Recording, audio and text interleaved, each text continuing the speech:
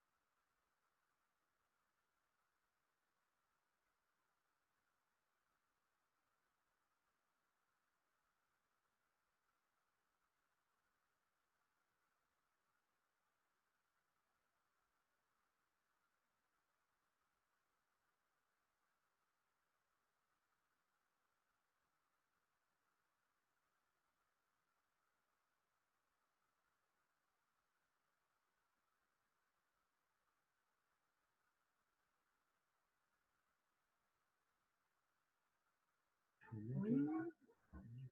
Je pense qu'on a commencé là. Allez, parfait. Bonjour. Alors, on va faire le cours d'aujourd'hui, enfin celui qui était prévu pour hier. Donc, je vous souhaite la bienvenue. Alors, comme hier, donc la conversation se fera. Bonjour. Alors, donc, se fera par le biais des messages. Donc, on va essayer de faire vite, par contre, comme ça, on ne va pas prendre toute l'après-midi. Je sais que plusieurs cours par jour, ça reste un petit peu fatigant. Donc, sans tarder, on va commencer. Alors, je compte sur vous pour répondre. Alors là, normalement, vous avez déjà pris note, vous avez eu connaissance donc, du cours au préalable. Donc, ça va plus se faire par le biais donc, de questions-réponses. Je vais passer rapidement sur certaines planches. Donc, au fur et à mesure, vous envoyez vos petites questions et puis là, on essaiera donc de s'étayer un petit peu sur ce cours-là. Alors, donc,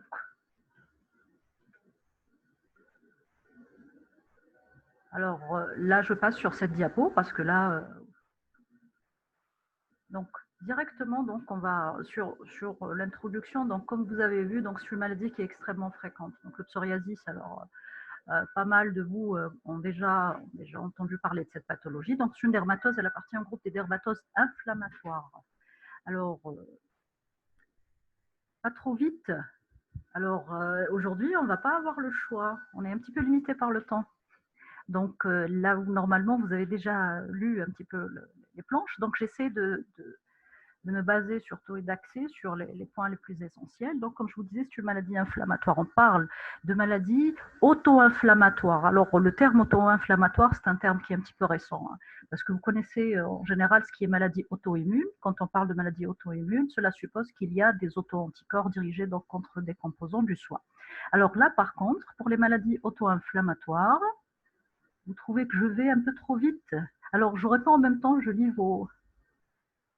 Je suis rapide. Alors, je n'ai que 40 minutes, mais là, peut-être, ouais, je vais aller un petit peu plus lentement, mais en espérant qu'on pourra terminer. Alors, comme je vous disais, donc les maladies auto-inflammatoires sont différentes donc des maladies auto-immunes. Alors, les maladies auto-immunes, comme vous le savez, donc, vous pouvez refaire une autre session. Alors, on va pas, vous savez qu'on est limité par le nombre de sessions. Alors, je vais vous faire peut-être 2 fois 40, et puis, mais on ne pourra pas faire plus. Hein. Donc, on doit terminer notre programme. Malheureusement, on est tenu par un canevas, donc un chronomètre. Ouais. Donc, comme je disais, là, je passe rapidement. Donc, auto-inflammatoire, ça veut dire qu'il y a des phénomènes inflammatoires auto-entretenus. Donc, ces phénomènes-là, on va voir à travers les mécanismes physiopathologiques, donc vont être différents de ce qui est maladie auto-immune. Les maladies auto-immunes, par contre, donc, sont supposées, donc elles ont comme support la présence d'auto-anticorps. Donc c'est un terme qui est complètement différent. Alors pour le psoriasis, alors c'est une maladie multifactorielle. Alors multifactorielle, on va revoir. Alors vous n'avez pas de son. Alors vous m'écoutez là, vous m'entendez ou non? S'il vous plaît, vous pouvez me répondre parce que là, votre camarade... Oui, vous m'entendez? Oui. Oui. Alors, essayez d'activer votre son alors pour votre camarade. parmi votre camarade qui n'a pas le son. Alors, donc, multifactoriel, on va passer en revue donc les différents facteurs physiopathologiques. Et puis, actuellement, on ne parle plus de maladie de la peau. Pourquoi? Parce que l'atteinte du psoriasis, non seulement elle se fait. Alors, votre camarade vous demande, alors il y en a parmi vous qui demandent au reste de désactiver les micros. Alors, essayez de désactiver les micros parce que là, vous entendez. Enfin, moi, je ne vous entends pas, mais ça pourrait gêner éventuellement l'écoute de l'ensemble des étudiants. Alors, on parle de maladies multisystémiques. Alors, ça, c'est des concepts nouveaux parce que là, on s'est rendu compte que non seulement le psoriasis touchait la peau, mais également les articulations. Et puis, avec un nouveau concept, on a individualisé beaucoup de maladies associées, donc au psoriasis, avec un risque qui va être plus élevé par rapport à une population générale. Et on parle de comorbidité. Alors, concernant les comorbidités, cette association, elle est décrite. Elle n'est pas fortuite, mais cela suppose qu'il y a des mécanismes physiopathologiques. Donc, à l'avenir, il semblerait, la maladie, donc le psoriasis, pourrait donc plutôt devenir une maladie de système qu'une maladie, donc strictement, au terme stricto sensus, de la peau. Donc, actuellement, on considère que l'atteinte de la peau et de l'articulation, elle est spécifique de la maladie, mais on verra ensemble à travers les comorbidités que l'atteinte va toucher également les vaisseaux, ça peut toucher également le système digestif. Donc, c'est pour ça qu'on parle plutôt de maladie multisystémique. Hein. Donc, en gardant dans l'esprit ce concept-là de comorbidité associée qui va être spécifique au psoriasis. Alors, c'est une maladie chronique, donc cela suppose que le traitement va se faire au long cours. Alors, bien sûr, les traitements vont être, comme vous l'avez déjà donc vu, on dispose de traitements locaux, généraux.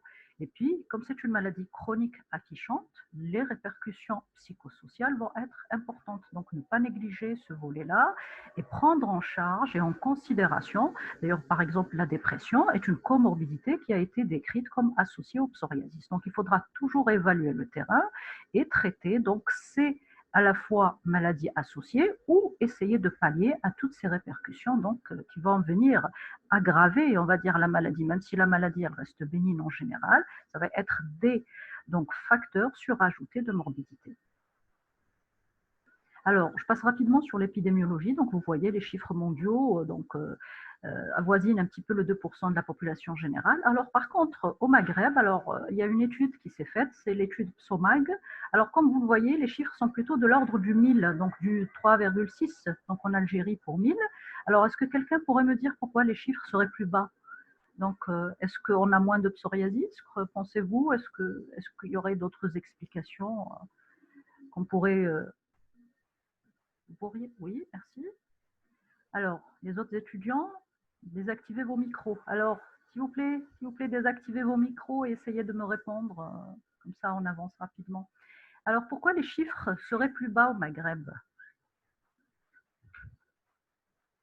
Très bien. Alors, moins de moyens diagnostiques. Pensez-vous que le diagnostic du psoriasis doive faire appel à des... Alors, oui, les moyens diagnostiques, donc pour vous dire, on n'a pas besoin de grand-chose pour le psoriasis. Vous allez voir que le diagnostic est principalement clinique.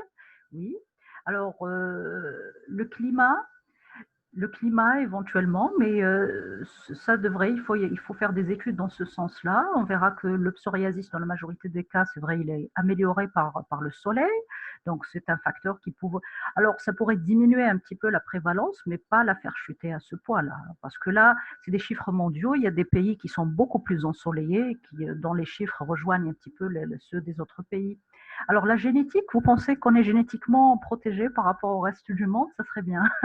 Alors, la sous-estimation, effectivement. Donc, les patients ne consultent pas probablement. Alors, vous allez voir que pour le psoriasis, c'est une maladie. Alors, les lésions peuvent être cachées. Donc, le patient, du moment où ces lésions sont cachées, ne le dérange pas particulièrement. Surtout que dans la plupart des cas, donc, le psoriasis n'est pas prurigineux. Parfois, malheureusement, les patients n'ont pas de couverture sociale alors que les traitements coûtent un petit peu cher. Donc, ça pourrait expliquer à travers tout ça, donc tous ces facteurs-là pourraient expliquer effectivement donc ces chiffres un petit peu bas par rapport au reste. Alors, sur le plan toujours épidémiologique, sachez qu'il peut toucher aussi bien le sexe ratio, il est égal à 1, donc on est égaux devant le psoriasis en tant qu'hommes et femmes, donc il débute à tout âge, hein. Faut pas croire que ça reste une pathologie donc du sujet adulte. Cependant, des études ont permis d'individualiser 2 types de psoriasis. Donc, le psoriasis à début précoce et puis vous avez le psoriasis à début tardif. Alors, ces 2 psoriasis, ces 2 types de psoriasis vont s'individualiser chacun.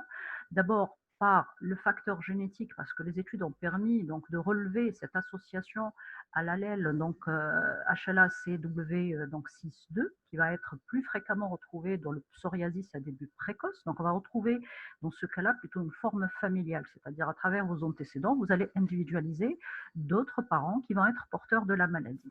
Alors ce psoriasis non seulement va être d'apparition précoce, mais en plus d'être une forme familiale, va être beaucoup plus donc sévère dans son étendue, dans son évolution, dans ses rechutes. Donc, on va dire que le psoriasis précoce a un pronostic un peu plus sévère que celui de l'apparition tardive.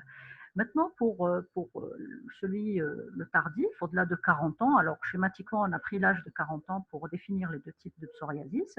Donc, on peut retrouver une association cet allèle-là, ce gène de prédisposition donc, au psoriasis, mais elle va être beaucoup moindre par rapport donc, à la forme précoce. Alors, sur le plan génétique, comme vous le voyez, donc, plus donc, le risque va être élevé si on a les parents, donc un des parents ou les 2 parents porteurs, donc en fonction de l'un ou l'autre, donc plus on a de facteurs génétiques donc qui vont être surajoutés, plus on a de risques donc d'être porteur d'un psoriasis. Alors ça, c'est une étude qui s'est faite en Suède. Donc comme vous le voyez, alors si on a les 2 parents qui sont atteints de psoriasis, on a 65% de risque de développer un psoriasis. Donc vous voyez que le facteur génétique joue un rôle important donc, dans le développement de cette maladie. Et puis, il y a une atteinte qui est, alors souvenez-vous, je vous ai dit tout à l'heure, c'est une atteinte multisystémique, donc notamment articulaire, donc il faudra rechercher automatiquement. Pourquoi? Parce que les chiffres, donc les études ont permis d'établir un lien entre rhumatisme psoriasique et psoriasis. Alors l'apparition donc l'association à ces rhumatismes-là se fait dans un tiers des cas. Donc ne pas sous-évaluer cette atteinte-là, on verra à travers donc tout à l'heure l'atteinte psoriasique articulaire, quels sont donc les signes cliniques à rechercher. Donc ne pas oublier ce volet donc articulaire. Le psoriasis n'est pas qu'une maladie de la peau. Sur le plan éthiopathogénique, alors c'est un trouble de l'homéostasie. Alors l'homéostasie, comme vous le savez, c'est un équilibre. Donc c'est l'équilibre en cutané, épidermo-dermique. Donc là, vous avez un petit schéma. Donc vous avez 3 facteurs qui vont être imbriqués. Donc sur un terrain, on va parler d'un terrain génétiquement prédisposé, comme on l'a vu tout à l'heure. Donc il va y avoir donc des phénomènes de dysrégulation immunitaire. Donc, c'est des phénomènes auto-inflammatoires. On verra ça dans le détail dans la physiopathologie. Donc, sur ce terrain-là prédisposé vont venir donc agir des facteurs. Alors, des facteurs d'environnement qui vont déclencher en général la pathologie ou venir l'aggraver. Alors, comme facteur d'environnement, je pense que vous connaissez quelques-uns. Si vous pouvez me répondre, s'il vous plaît. Qu'est-ce que vous connaissez comme facteur d'environnement pouvant déclencher la maladie? Alors, essayez de répondre en même temps. Donc, la conséquence de ce trouble de l'homéostasie, ça va être bien sûr une dysrégulation donc, de la prolifération épidermique associée à des phénomènes inflammatoires dermiques qui vont être donc dans la traduction clinique. Alors, dans la traduction clinique, ça va être bien sûr les lésions érythématosquameuses. Donc, anomalie de différenciation kératinocytaire plus inflammation dermique. Donc, traduction clinique, lésion érythématosquameuse.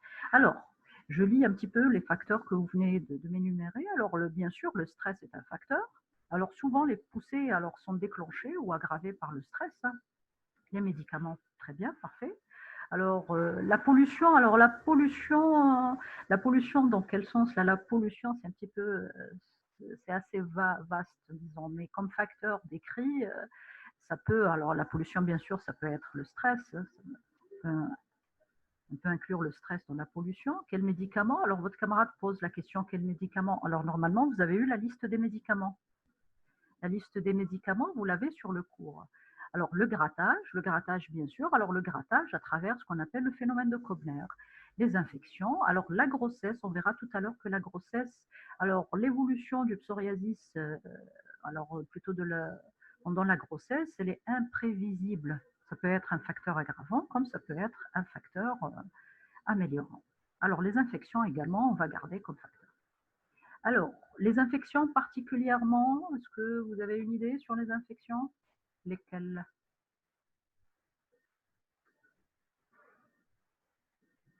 Les infections? Oui, allez-y, je vous en prie. Très bien, les infections streptococciques. Alors, c'est particulier, hein. Alors, votre camarade pose la question comment le grattage? Alors, je vous ai dit à travers le phénomène de Kobner. Donc, on en a parlé hier. Alors le streptocoque, c'est particulier. Alors, le streptocoque, c'est surtout pour l'enfant. Donc, il semblerait qu'il soit associé donc au psoriasis, au poussée de psoriasis chez l'enfant. Le VIH également, il a été incriminé comme facteur, effectivement. Alors, vous avez aussi ce qu'on appelle les super antigènes bactériens. Alors, dans les super antigènes, je ne sais pas si vous connaissez un petit peu le terme, dans les super antigènes, on va retrouver principalement ceux du staphylocoque. Alors, ces super antigènes vont venir, ils vont être capables donc de provoquer des phénomènes inflammatoires donc locaux.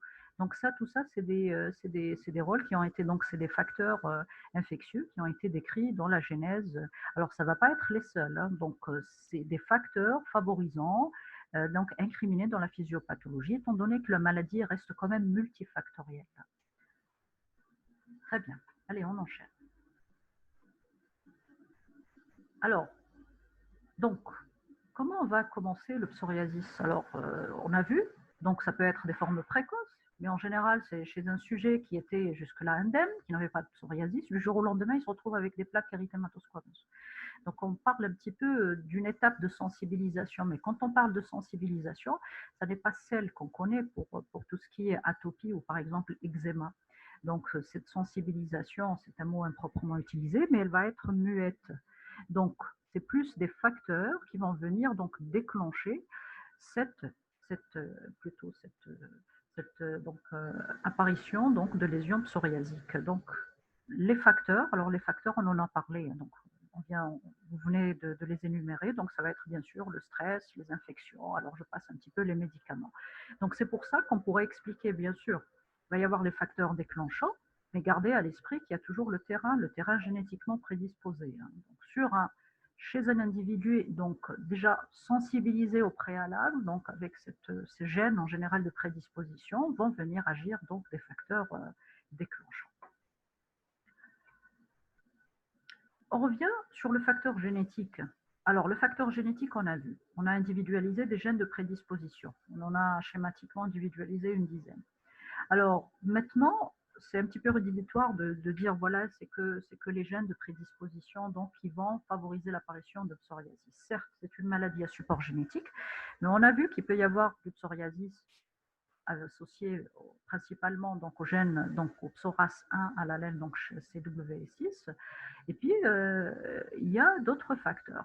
Alors, je ne sais pas si vous connaissez un petit peu, mais actuellement, maintenant, on s'oriente vers donc, ce trait génétique un petit peu complexe dans l'apparition, dans la genèse du psoriasis ou d'autres maladies, hein. On parle plutôt d'interaction gène-environnement et influence épigénétique. Alors, je pense que vous le savez, que notre mode de vie, et puis là, c'est les données actuelles qui tendent à le confirmer. Notre mode de vie, alors que ce soit notre façon de s'alimenter, notre façon, le fait de faire du sport, de l'activité physique par exemple, ou d'autres, moins de stress, pourrait influencer donc nos gènes. Donc, c'est plutôt un trait génétique complexe, donc qui va être sous l'action donc de toutes ces interactions entre gènes, environnement, influence épigénétique. Donc, dans ces influences épigénétiques, on va retrouver donc le mode de vie. Alors, le facteur génétique, comme je vous disais, il est indéniable à travers donc, les cas familiaux et puis à travers l'apparition de psoriasis chez les jumeaux plutôt monozygotes que chez les jumeaux donc dizygotes. Alors, les facteurs génétiques, alors je vous en ai parlé, donc les plus importants, les plus retrouvés, alors le plus retrouvé, ça va être principalement le psoras 1, puis vous avez le psoras 4 et le 8. Alors, je vous ai dit, il y a 9, hein, il y a 9 de gènes, il y a 9 gènes, mais les études génétiques tendent à montrer qu'il y a d'autres facteurs. Alors, spécificité, je vous ai posé une question, donc spécificité et localisation des gènes de susceptibilité. Donc, je vous ai répondu un petit peu en partie. Alors, le psoras 1, ça va être, alors si vous pouvez répondre en même temps, ce serait bien, comme ça on pourra pourra interagir. Alors, donc le psoas A, ça va être le gène le plus fréquemment retrouvé, hein. Donc c'est le psoas 1, c'est celui dont on a parlé tout à l'heure, qui est donc associé, le plus fréquemment associé au psoriasis d'apparition précoce. Et puis vous avez le psoas 4, bien sûr vous avez donc le psoas 4, et puis le psoas 8. Alors qu'est-ce qu'ils ont de particulier? Est-ce que vous avez regardé un petit peu pour les gènes? Donc spécificité, localisation de ces gènes-là. Alors le psoas 4 se rapproche un petit peu du psoas 1. Pourquoi? Parce qu'ils sont un petit peu localisés, il est localisé un petit peu pas très loin du psoas 1. Et puis vous avez le psoas 8. Le psoas 8, il est un peu particulier par contre. Est-ce que vous avez regardé, s'il vous plaît? Est-ce que quelqu'un pourrait me répondre? Alors, spécificité de ces gènes-là, qu'est-ce qu'ils ont de particulier? Donc je vous ai dit le psoas 1, c'est le plus fréquent et le plus important, hein, c'est celui qu'on recherche. C'est le système HLA-CW, donc 6. Vous pouvez répondre, s'il vous plaît. Est-ce que vous m'entendez là? Alors, je vous laisse chercher rapidement et vous allez me répondre. Ah oui? Oui? Alors, vous m'entendez? Vous m'entendez mal. Allez, je vais rapprocher le micro. Alors, j'attends vos réponses par contre. Merci donc de m'avoir répondu. Donc, vous êtes là? Oui? Spécificité de ces gènes-là, surtout pour le psoas 8. Alors, je vais devoir peut-être répondre à votre place parce que là, on va un petit peu activer. Merci. Allez, donc le psoas 8, il est particulier donc, pour ces deux gènes, les deux premiers gènes, le 1 et le 4, donc, ils sont associés donc, à la cornéodesmosine, donc le gène donc, qui est responsable. Donc cette cornéodesmosine, elle va être impliquée donc, dans la différenciation kératinocytaire. C'est pour ça que le psoriasis se manifeste par ces lésions donc, hyperkératosiques squameuses. Par contre, pour le psoas 8, il est localisé à côté du gène d'une maladie donc, particulière. Alors, c'est la maladie de Crohn. C'est pour ça que cette maladie, je vous en ai parlé tout à l'heure, la maladie de Crohn est considérée comme une maladie comorbide. Donc, l'association maladie de Crohn et psoriasis, elle est décrite comme étant une comorbidité. Donc, ça, c'est pour expliquer un petit peu sur le plan donc, éthiopathogénique. Parce que pratiquement toute la clinique, on peut l'expliquer, hein, on peut un petit peu deviner et à travers donc cette physiopathologie, on n'est pas là pour vous embêter avec ça, mais je vous ai dit, on peut prévoir, on peut deviner un petit peu toutes les implications cliniques qui en découlent. Alors maintenant, après le facteur génétique, on va donc parler des facteurs donc d'environnement. Alors pour les facteurs d'environnement, donc vous en avez parlé tout à l'heure, donc il s'agit principalement du phénomène de Koebner. Là, vous voyez qu'il y a un phénomène de Koebner, hein. Donc tout ça, c'est des lésions de psoriasis sur la photo du haut. Et puis vous voyez, sur les stries de grattage, on a donc un phénomène de Koebner. Alors, là également, donc vous voyez, donc sur les mains également. Alors, vous avez bien sûr les infections, on ne va pas revenir là-dessus, et puis vous avez le rôle des super-antigènes. Alors, vous avez bien sûr les neuromédiateurs, hein, le choc, donc le stress. Alors souvent, on retrouve ce facteur stress. Alors non seulement il est présent dans le déclenchement, mais dans l'aggravation. Alors parfois, les patients sont stables et puis ils reviennent nous voir. Alors il faut toujours aller poser, donc il faut poser les questions et demander s'il n'y a pas pour expliquer un petit peu ce déclenchement, cette aggravation donc des poussées. Et le stress est un facteur qui est fréquemment retrouvé. Donc, l'hygiène de vie, alors à travers l'hygiène de vie, bien sûr, quand on parle d'hygiène de vie, c'est assez vaste, mais là on va s'intéresser plus au tabac et à l'alcool. Alors ces deux facteurs vont entraîner une aggravation. Alors ils sont impliqués soit dans l'aggravation ou dans le déclenchement des poussées. Donc il faut expliquer ça à nos patients. Alors bien interroger, là on revient à l'examen clinique, donc il faut interroger pour identifier tous les facteurs qui pourraient entretenir donc ces poussées-là, parce que parfois on traite correctement notre patient et malgré cela, on s'aperçoit qu'il n'y a pas d'amélioration. Donc il faudra toujours rechercher ces facteurs entretenant donc la maladie. Et puis enfin, vous avez les médicaments. Alors les médicaments, là, je passe rapidement. Alors on revient. Donc, vous avez une petite série de questions. Donc, le phénomène de Koebner, ça y est. Alors, là, je pense qu'on a répondu un petit peu sur toutes les questions. Donc, on passe rapidement. Alors, les facteurs étiologiques médicamenteux. Alors, les médicaments les plus fréquemment retrouvés, ça va être bien sûr les sels de lithium, les bêta-bloqueurs, les IEC, l'interféron alpha, puis vous avez les antipaludéens de synthèse. Alors, les antipaludéens de synthèse, alors actuellement, ça fait l'objet d'un grand débat mondial. Donc, dans les antipaludéens de synthèse, on retrouve, alors qui c'est qui peut me... Qu'est-ce qu'on retrouve comme médicament? Est-ce que vous m'entendez? Quel médicament vous connaissez? Exactement, c'est l'hydroxychloroquine.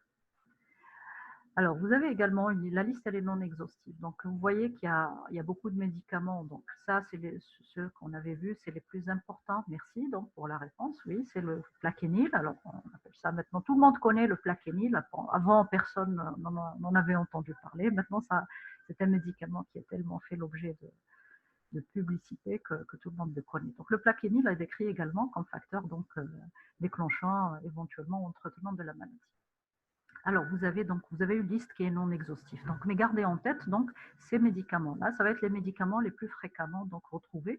Ça veut dire si on retrouve ces médicaments-là, quelle sera notre attitude? Tout simplement. Tout simplement et tout bêtement, on essaiera. Alors, quand on peut changer, oui, merci, oui, arrêt. Alors, parfois, c'est difficile d'arrêter des médicaments, il faut changer le médicament, exactement, substituer plutôt le médicament.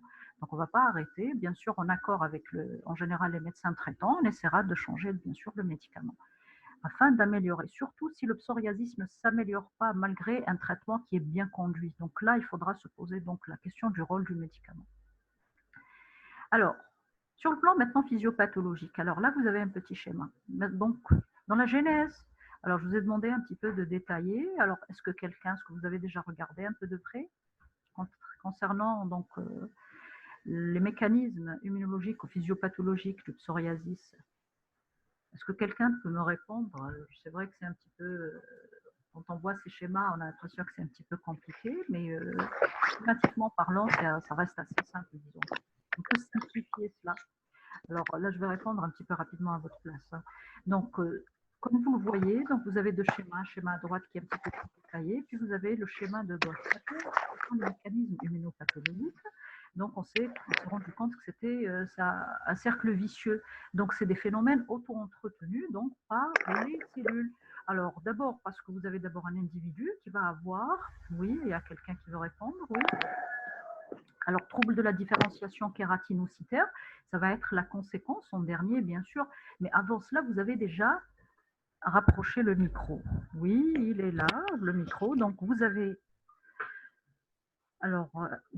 d'abord des kératinocytes qui sont anormaux. Donc, chez ces personnes-là, chez les gens qui sont prédisposés à faire du psoriasis. Donc, ces personnes-là, alors, s'il vous plaît, pour ceux qui n'ont pas essayé d'éteindre vos micros, comme ça tout le monde va bien entendre. Alors, donc chez ces patients, les kératinocytes vont être plus sensibles donc à tous ces facteurs d'environnement. Alors, dont on a parlé tout à l'heure. Alors, ces kératinocytes vont entraîner la libération donc d'interleukines, de substances pro-inflammatoires. Donc, on va retrouver les interleukines, le TNF-alpha. Alors, ces kératinocytes, à travers ces interleukines, donc à travers ces chémokines, vont agir sur la cellule donc dendritique que vous connaissez, qui est la cellule présentatrice d'antigènes. Cette cellule-là, donc ces substances donc, vont agir directement sur cette cellule et entraîner sa maturation, son activation. Alors, cette cellule dendritique, comme vous le savez, elle est capable donc d'entraîner la différenciation des lymphocytes T naïfs en lymphocytes T dits mémoire, qui vont être responsables donc des cascades inflammatoires. Alors, il y a deux voies de production. Donc, cette cellule donc, présentatrice d'antigènes va entraîner la transformation des lymphocytes T en lymphocytes par deux voies, la voie TH1 et puis vous avez la TH22. À leur tour, ces lymphocytes T vont entraîner la libération d'interleukine, donc 17. Donc, vous avez pour la voie 1 et pour la deuxième voie, et puis d'interleukine 22 et du TNF-alpha. Alors, vous voyez qu'on retrouve le TNF-alpha à ces deux niveaux. On va voir par la suite les implications thérapeutiques. Alors, c'est pour ça que c'est important de comprendre la physiopathologie, parce que vous allez deviner donc tout ce qui est molécules. Donc, il s'agit principalement des biothérapies. Les biothérapies vont agir à ce niveau-là. Donc, cette interleukine 22, cette interleukine 17 vont à leur tour agir donc sur les différentes donc cellules cutanées, donc en entraînant plutôt, un trouble de différenciation. Alors, kératinocytaire, alors là, il nous reste encore 10 minutes, donc on termine les 10 minutes et on reprendra donc les 40 par la suite. Alors, donc il va y avoir un trouble de différenciation kératinocytaire avec hyperprolifération kératinocytaire, afflux de cellules inflammatoires, donc recrutement de cellules inflammatoires et notamment de neutrophiles. Et puis de nouveau, donc ces cellules inflammatoires, donc ces kératinocytes vont de nouveau donc libérer ces donc interleukines, ces chémokines, et donc rejoindre ce cercle-là de départ et créer donc ce cercle vicieux physiopathologique. Donc là, c'est pour faire un petit peu simple. Donc sachez qu'il y a une genèse, quoique c'est un petit peu plus complexe, donc plus compliqué, mais l'intérêt, je vous disais, c'est de comprendre à quel niveau vont agir les traitements. Pour les biothérapies, on va retrouver principalement les anti-TNF-alpha, vous avez les anti-IL-2, 22 plutôt, et les anti-IL-17. Alors par contre, par exemple, pour les traitements locaux ou certains traitements généraux, certains vont agir sur le lymphocyte d'emblée, d'autres vont agir plutôt au niveau kératinocytaire. Donc cela, c'est pour un petit peu comprendre les retombées thérapeutiques par la suite. Alors, tous ces phénomènes-là vont aboutir donc au mécanisme histopathologique connu. Ça va être bien sûr des lésions érythématosquameuses. Alors, ces lésions érythématosquameuses, on ne va pas revenir là-dessus. Donc, on a fait ça hier, donc en cours de sémiologie. Donc, va se manifester par une hyperkératose parakératosique. Donc, elle est parakératosique et non pas orthokératosique. Vous avez une acanthose, vous avez une hypogranulose, une papillomatose, donc avec accentuation du dessin papillaire, une donc une néogénèse, une angionéogénèse, donc avec infiltrat inflammatoire du derme superficiel, principalement fait de neutrophiles, comme je vous disais tout à l'heure. Et puis vous avez, on va retrouver également d'autres cellules inflammatoires. Et puis vous avez ce qu'on appelle les micro-abcès de Monro-Saburo. Les micro-abcès de Monro-Saburo, je vous les ai montrés hier. Est-ce que quelqu'un peut me dire ce que c'est? Les micro-abcès de Monro-Saburo, ça donne des lésions, principalement. Qu'est-ce que ça donne? Est-ce que vous pouvez me répondre, s'il vous plaît? Micro-abcès de Monro-Saburo. On va retrouver ça, très bien, dans les pustules, dans le psoriasis, dans sa forme pustuleuse.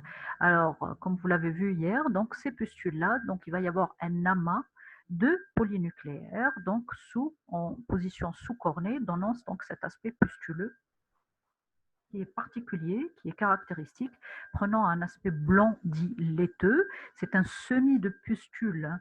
On a l'impression, c'est comme disent les patients, donc on va retrouver cet aspect-là sur des plaques, en général érythémateuses, donc de psoriasis.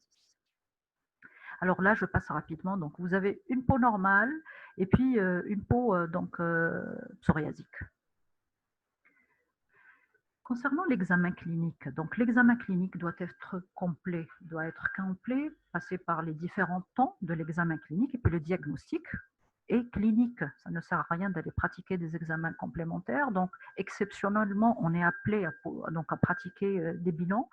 Ils sont principalement, donc on va les faire lorsque il y a un doute diagnostique. Parfois, il y a des formes cliniques un peu atypiques ou encore il y a d'autres diagnostics différentiels et là on n'arrive pas donc à différencier donc notre psoriasis et là on peut pratiquer éventuellement une biopsie, mais ça reste vraiment exceptionnel. Alors donc un bon interrogatoire, étant donné le support génétique, donc on va rechercher les antécédents familiaux. Alors l'examen, quand on parle d'examen clinique, ça va être un examen de tout le corps. Hein, donc non seulement vous avez les localisations donc typiques, donc classiques qu'on va retrouver sur les zones qu'on appelle bastions, et puis vous avez certaines localisations cachées. Et puis vous avez certaines formes dites inversées. Maintenant, comme vous allez voir, en général, le psoriasis va se localiser au niveau des coudes et des genoux. Mais dans certaines situations, on a des localisations complètement atypiques. Donc, on peut avoir, par exemple, un psoriasis au niveau ombilical. Donc, on a une petite plaque rouge, c'est la seule plaque. Et là, il faudra aller chercher ailleurs. Alors, souvent, on peut retrouver un psoriasis, par exemple, du cuir chevelu. Donc, on va rechercher notamment des localisations au niveau des plis, donc qui peuvent nous orienter et puis nous conforter dans notre diagnostic. Et bien sûr, complété par un examen somatique général. Alors, quand on parle d'un examen somatique général, on s'intéresse principalement, s'il vous plaît, dites-moi à quoi on va s'intéresser. On ne doit pas passer à côté de quoi pour l'examen somatique général. Oui, l'examen articulaire, effectivement. Alors, bien sûr, l'examen articulaire, mais également, on va rechercher toutes les comorbidités associées. Oui, oui, exactement, très bien. Exactement. Alors, dans l'idéal, dans l'absolu, on fait un examen, l'examen somatique général d'orientation. Maintenant, si on suspecte une atteinte donc spécifique, on pourra demander éventuellement l'avis donc du spécialiste. Alors pourquoi? Parce que vous allez voir, il y a beaucoup de comorbidités, donc il faudra d'abord essayer de les détecter. Déjà, si vous mettez le doigt dessus, que vous arrivez à les distinguer, c'est déjà pas mal. Le diagnostic. Alors, le diagnostic, il est clinique. Maintenant, on va établir s'il s'agit d'une forme sévère ou d'une forme bénigne. Alors, bien sûr, il s'agit d'un psoriasis léger à modéré lorsqu'il est inférieur à 5 de la surface corporelle, à condition donc que celui-ci ne se localise pas au niveau des mains, des pieds, du visage et des régions génitales. Alors, à ce niveau-là, le psoriasis passe d'emblée vers la forme sévère. Pourquoi? Parce que c'est des formes en général qui sont invalidantes. D'accord? Donc, même si on a peu de plaques, mais sur ces zones-là, on va considérer d'emblée le psoriasis comme étant sévère. Alors, sévère, souvent la sévérité, ça va être surtout à travers les répercussions psychosociales. D'accord? Donc, en général, ces formes-là, par exemple, si on a un psoriasis du visage, vous devinez que ça ne va pas avoir le même impact que si on a un psoriasis au niveau, par exemple, au niveau des coudes ou des genoux. Donc, comme je vous ai dit tout à l'heure, la biopsie, elle est rarement pratique. La forme clinique commune. Donc là, vous avez donc un psoriasis classique. Le psoriasis classique, c'est des zones, donc c'est des plaques érythémato-squameuses. Est-ce que vous pouvez me répondre un petit peu quelles sont les caractéristiques alors habituelles? Essayez de répondre en même temps, comme ça on va voir si vous avez fait une petite recherche. Donc, c'est des plaques, comme vous le voyez, donc érythémato-squameuses. Maintenant, il faudra, parce que concernant de toute façon que ce soit l'érythème ou les squames, l'aspect peut être variable. Alors, non seulement vous avez bien sûr l'érythème, des variations sur la coloration de l'érythème. Alors, dans certains cas, l'érythème peut être rosé, parfois il peut être rouge vif, parfois on a l'impression carrément qu'il est infiltré, qu'il y a un relief un petit peu. Et puis même pour les squames aussi peuvent être d'épaisseur variable. On a des squames, ça part des squames fines, dites pétiriasiformes, vers les squames qui vont être épaisses ou carrément dites ostréacées. C'est un terme qui provient du terme coquillage. Donc elles sont tellement épaisses qu'on a l'impression que c'est pratiquement comme une coquille d'œuf. Donc comme vous le voyez sur la photo. Alors là, c'est des plaques donc squameuses qui sont assez épaisses. Hein. Concernant maintenant les formes, donc les formes, en général c'est de grandes plaques, mais on a d'autres formes. Vous avez bien sûr, là je vais vous montrer sur la photo. Donc ça c'est le psoriasis en grande plaque ou vulgaire ou vulgaris. Vous avez la forme numulaire, donc on a numulaire bien sûr en forme de médaillon, et puis punctiforme ou en goutte, comme vous le voyez chez l'enfant. Alors c'est plus spécifique chez l'enfant hein, pour le psoriasis, donc il est plus fréquent chez l'enfant. Bien sûr, les tailles, alors on peut avoir des petites, de grandes plaques. Alors, les zones concernant maintenant par contre les zones de localisation, donc vous avez ce qu'on appelle les zones bastions. Alors les zones bastions, là j'attends vos réponses s'il vous plaît. Concernant les zones bastions. Donc bastion veut dire localisation préférentielle. Donc c'est à ce niveau-là que le psoriasis va en général se localiser. Si vous pouvez me répondre s'il vous plaît. Merci. Genoux, coudes, bien sûr. Oui, là vous avez une petite photo pour vous aider. Hein. Alors, de façon schématiquement, de façon générale, ça va être surtout les zones qui vont être soumises au frottement et au traumatisme à travers donc le classique phénomène de Kobner. Donc, on va retrouver, alors sur la photo, là, vous pouvez regarder la photo. Donc là, vous avez, oui, cuir chevelu, bien sûr, oui, cuir chevelu, comme vous voyez, région lombo-sacrée. Donc, vous avez les bords cubitaux, vous avez également le cuir chevelu, la région ombilicale, la zone rétro-auriculaire. Donc, vous voyez qu'il y a des localisations à rechercher automatiquement. Parce que parfois, bien que la localisation préférentielle soit genou-coude, parfois on a d'autres localisations et en allant faire la recherche, par exemple en cherchant au niveau du cuir chevelu, on peut donc, poser, aisément le diagnostic de psoriasis. Donc là, je passe sur la photo. Alors il nous reste une petite minute, donc une petite minute pour laquelle je vous laisse réfléchir parce que vous allez devoir me répondre donc, juste à mon retour. Qu'est-ce